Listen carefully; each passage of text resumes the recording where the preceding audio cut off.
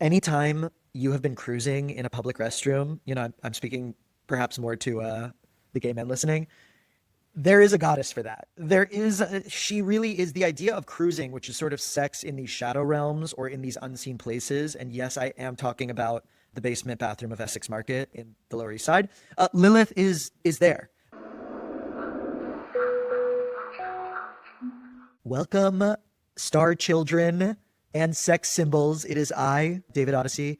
There's a lot to discuss. We are talking about a favorite topic of mine, something that I love, love, love to bring up when I'm giving people astrology readings. I'd love to write a book about her.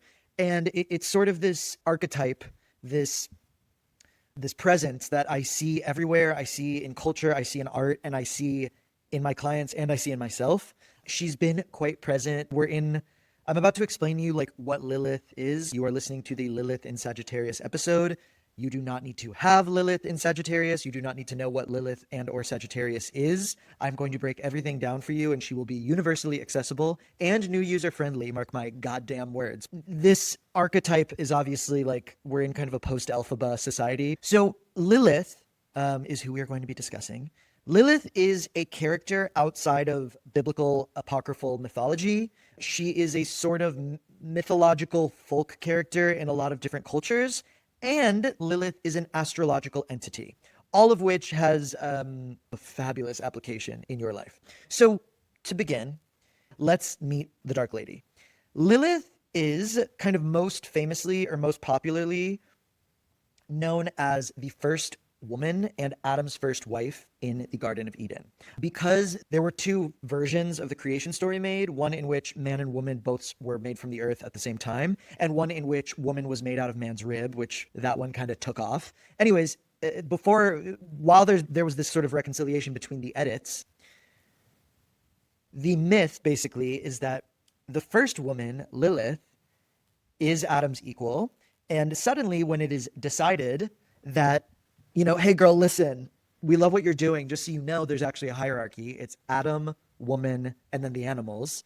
Before then, it had been man, woman, animals all together. There was no idea of some allotment of power.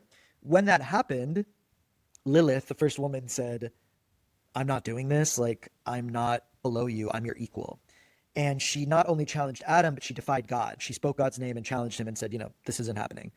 For that, Lilith was exiled from Eden, and a new woman, Eve, who was supposed to be the kind of like Stepford model, was created. Of course, with Eve still finds the tree, eats the apple, and kind of uncovers consciousness. So it's not to say that like the next woman was just going to be so boring and simple and amenable, but Eve has more of an awakening.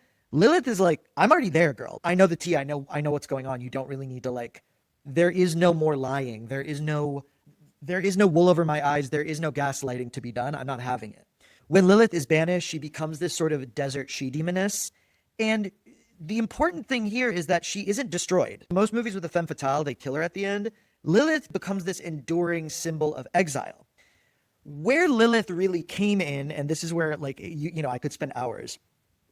In Egyptian, Hittite, Sumerian, Israelite mythologies and folklore and superstition, they needed a figure to be the sort of repository for fucked up abject shit we can't talk about.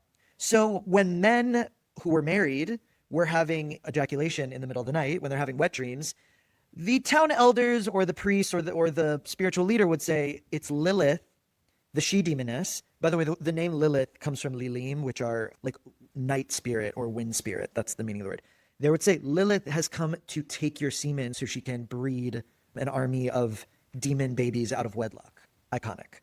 When a woman would have a miscarriage, it's originally claimed that Lilith wanted to take all the babies, and only households that had these sort of protective amulets around them were spared by her. But if a miscarriage happened anyway, it's because Lilith was granted by God. She still gets like 19 babies a day or something. Okay. Then, and this is in the Book of Lilith by Barbara Black-Koltov. But by the way, she's one of the translations they give, or one of the names she had was, quote, wanton night hag, who, and I swear this is straight out of the book, quote, haunted wells and latrines. When I read the wells and latrines thing, I was like, anytime you have been cruising in a public restroom, I'm speaking perhaps more to the gay men listening. There is a goddess for that. She really is the idea of cruising, which is sort of sex in these shadow realms or in these unseen places. And yes, I am talking about the basement bathroom of Essex Market in the Lower East Side. Lilith is there. And James Joyce even refers to her as the patron of abortions. So it's amazing because within this idea of Eve, the biblical first perfect woman, she has a shadow, and that shadow can be this amazing, vast bastion who can contain all the dark sides of femininity, of sexuality, of womanhood, of biology. When you're thinking about abortions, miscarriages, basically coming, orgasms, all of these things that can be taboo or unspoken of, like, there's a girly for that, and her name is Lilith. For Lilith, I would just core Lilith before we even specify what form she's about to take for all of us. I'm like, go to Watch Fiddler on the Roof for Masera. Hello. Ursula, Little Mermaid. Medea, Greek mythology. If you read X-Men comics, it's Madeline Pryor. That wronged woman who kind of, like, thank God she's been wronged because now she's really taking her final form, and who even cares about, like, the pretty little princess. Maleficent has it. Actually, Maleficent's great.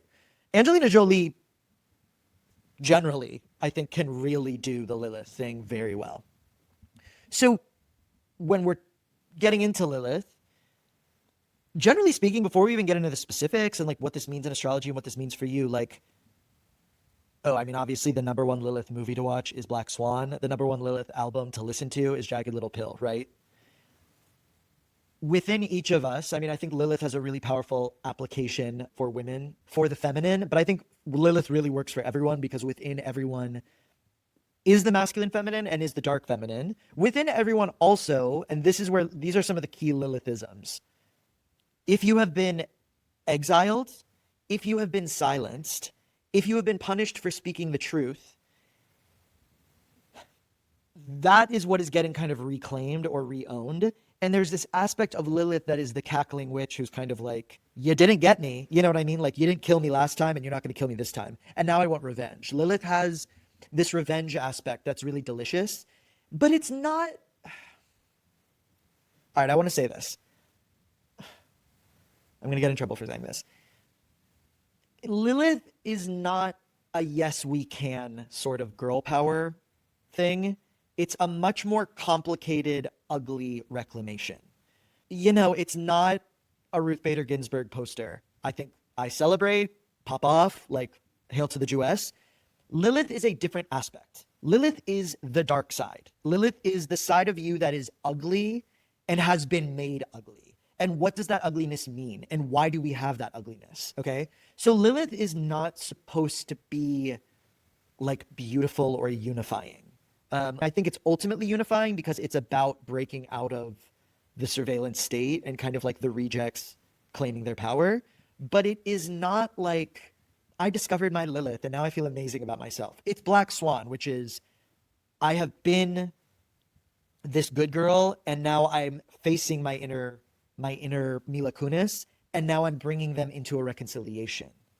You don't really want Mila Kunis to be punished, and you don't want Natalie Portman to keep being repressed. You want them to unify, and, it's kind of fabulous how the movie ends, but they need to have sex. So what I'm just saying is, like, we kind of need to walk away from, like, moralism here, and we need to really look at those core experiences which have shaped us one way or the other. I think this is a big thing when we're looking at the dark femme archetype. Okay. So Lilith takes on a different incarnation with every sign she enters.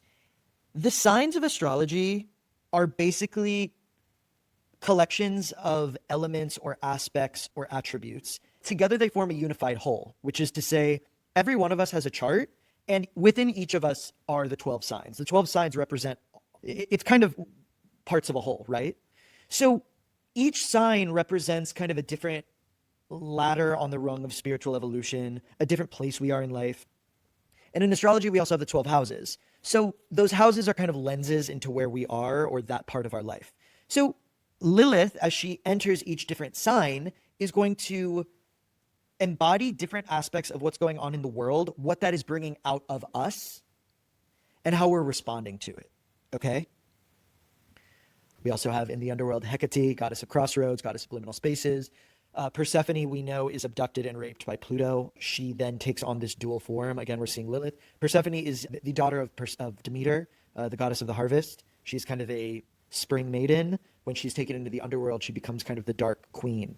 And then a deal is struck in which Persephone spends 6 months above and 6 months below. So Persephone is the spring and summer. And when she descends into the underworld, we get fall and winter. We get the duality. We get death and rebirth. We get shadow and light, etc.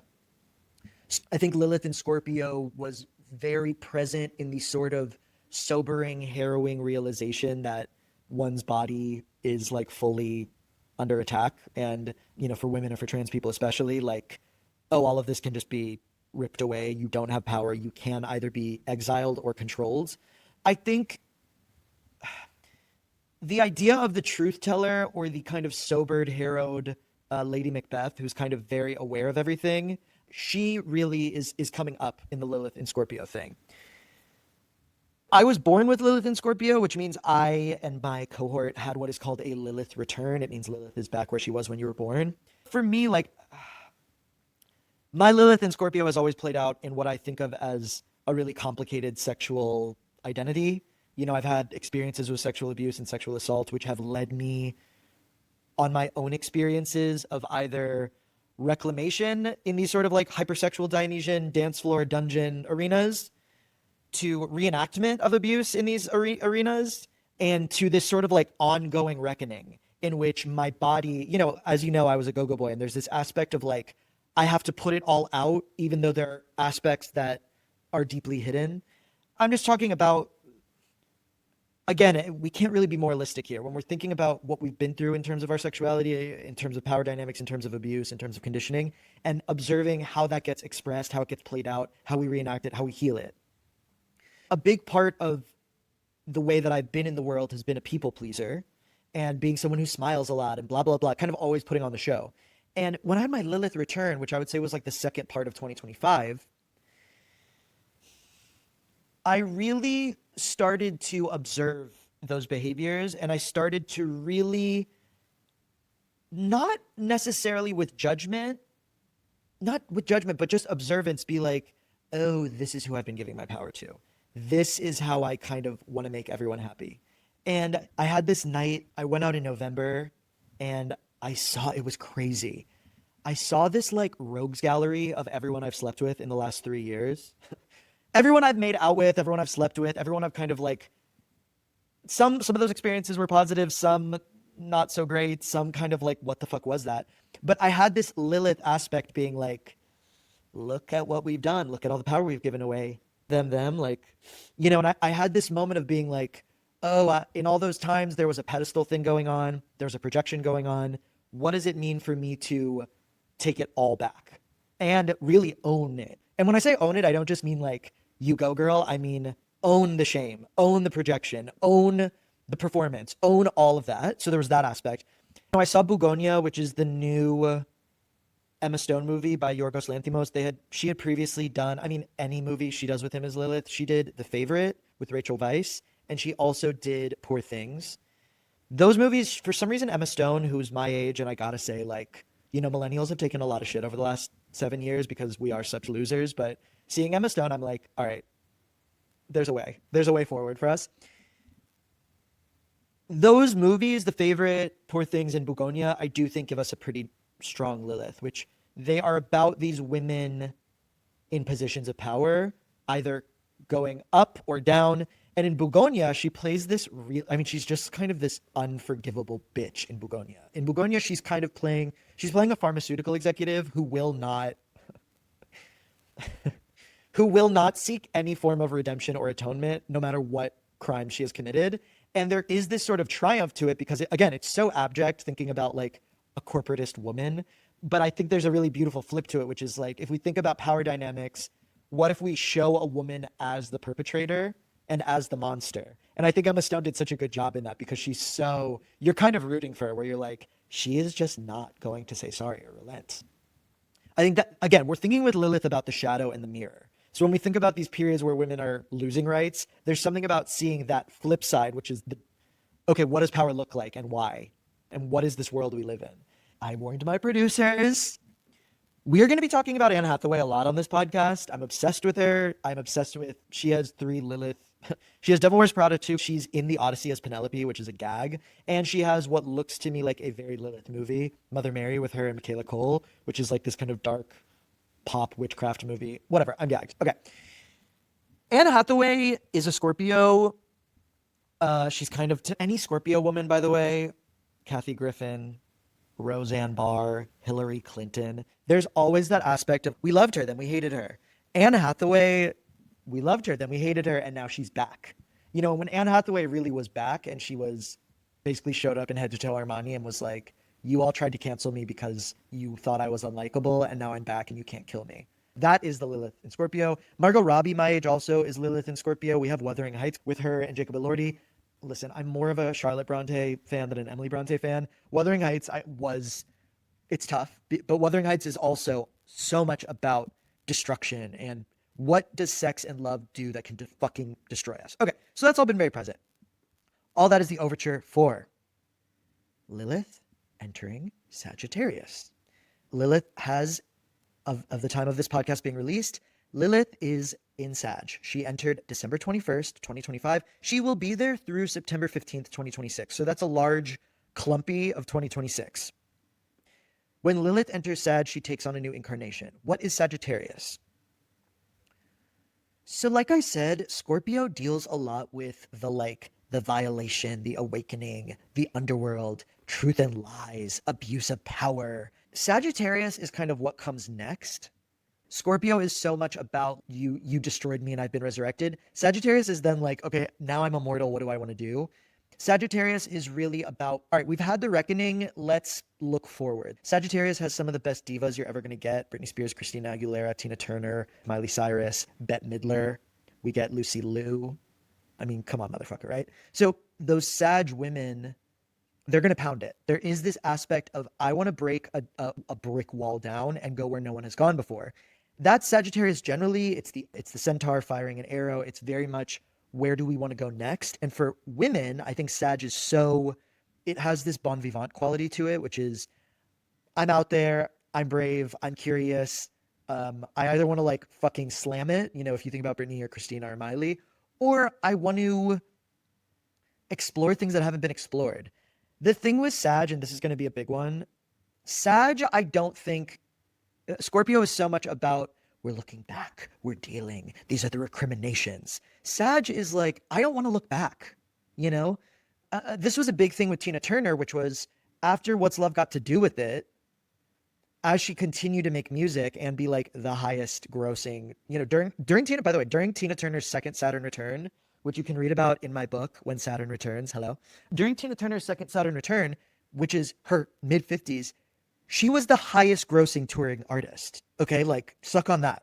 So Tina Turner, who after What's Love Got to Do with It, after her backstory, you know, for those who don't know about this, Tina Turner had been abused by her husband and musical partner Ike Turner, and they split up. She went solo and became this superstar and this real Sagittarian like record breaker for Black women and for women in general in music and rock and roll.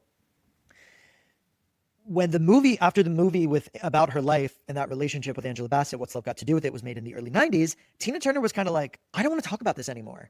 And as she kept making music and kept touring, every time she'd have to do press, she'd get these interviews where these idiot journalists would want to just ask these kind of probing questions about her abuse history. And Tina Turner was like, I'm wanting to be the first Black woman rock star in the world. I don't want to talk about this shit. I don't want to keep having to go back and back and back. All right, so I'm bringing all of this up because if you think about the Lilith story, Lilith in Scorpio is the heartbreak and the catastrophe of leaving Eden. Lilith in Scorpio is the realization that husband, parent, God, authority is betraying you, has betrayed you, that the system was rigged against you, that you're fucked. Lilith in Sagittarius is what happens when she says, you know what? I'm going into the wilderness and I'm not looking back. If you send angels to bring me back, I'm not looking back. I'm going forward. I'm going to make an amazing career for myself as the she-demoness.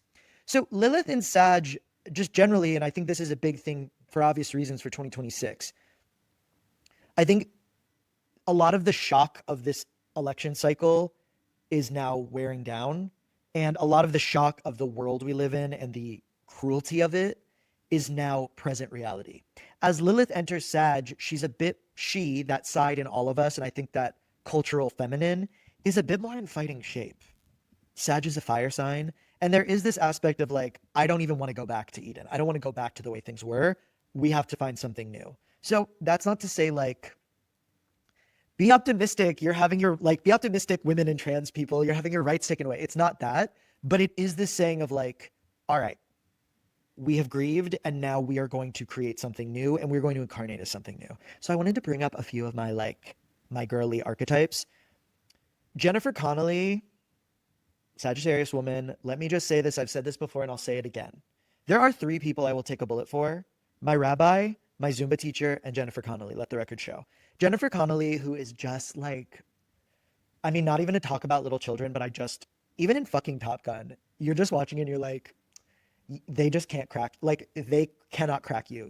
She's the perfect woman. She's the perfect everything when we're thinking about the Sagittarian assignment for Lilith. I obviously have to bring up major Catwoman, Zoe Kravitz. Zoe Kravitz is a very important Sagittarian. I loved the new Batman movie in which it's her and the Taurus Robert Pattinson. If you want to know all about the astrology of every actress who has ever played Catwoman, please read my nylon piece on Catwoman astrology. I'm obsessed with that. Catwoman Catwoman is the archetype. The idea, Catwoman never gets punished. She never goes to jail. She never learns a lesson. That's the Lilith thing. The other one that I would of course bring up, Tiana Taylor is a Sagittarius. I have always loved her. I've loved her since I know she has sworn away work this pussy, but you get it. If you've seen the movie One Battle After Another, her character is unbelievable. I mean, first of all, she is so mesmerizing. She's so beautiful. She's so striking. And the character is literally a terrorist. She plays this sort of outlaw, and she's a real freedom fighter. She takes on this sort of cowboy role of like, I'm never giving up my mission and I don't care what that means. And it's a really interesting portrayal of a mother because she's ambiguous, she's dangerous. We don't really know what to do with her by the end of the movie, but she's like a hard-ass motherfucker. And they show these scenes of her, blowing up banks and holding Sean Penn at gunpoint. And you're like, wow, this is a sort of sexuality and reclaiming of power that isn't quote unquote good.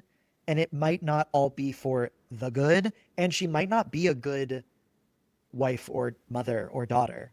It's not really about that. It's about like this side of you that's like, this is who I've always been. This is what I've always wanted to do. This is what's held me back. We now know what's held me back, what's holding me back. We know that the society is not going to change. We know that, your family, your relationship, whatever those dynamics are, where we get the score. So it's like, all right, let's just fucking go. So I think, generally speaking, when we're looking at like the world at large, but also like where any of us is in it, I think Lilith in Sag really represents, and I think these are the questions we kind of need to ask ourselves. Like, it's not even what is your dark side. It is, what are the things you've been afraid to do and who would they have pissed off? What are the things that you weren't supposed to do because ... and why was that bullshit?